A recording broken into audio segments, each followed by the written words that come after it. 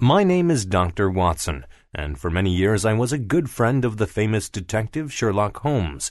Holmes and I were eating breakfast, when suddenly Holmes said to me, "I have to go to a place called King's Pyland. A horse has disappeared from there, and the police can't find it." "Why is this horse so important, Holmes?" I asked. "Because, Watson," Holmes explained, "it is going to run in a big race called the Wessex Cup.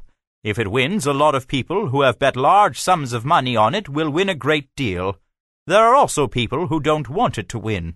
Holmes paused, and then he said, "Watson, did you read in the newspaper about John Stracker being murdered?" "Yes, most newspapers reported the murder." "Well, Watson, John Stracker was the man who was responsible for looking after the horse, training and exercising it." We left the house and went to where the body of John Stracker had been found. Suddenly, Colonel Ross whispered something in my ear. "Why is Mr. Holmes on his hands and knees?" he asked. Before I could reply, Holmes exclaimed, "Hello, what's this?" He held up a tiny piece of wood. "It's a match, half burned here in the mud." Holmes answered. "I must have missed it, Mr. Holmes. I'm sorry." The inspector apologized. "Don't feel bad. I was actually looking for it," Holmes told him. "You expected to find a match?"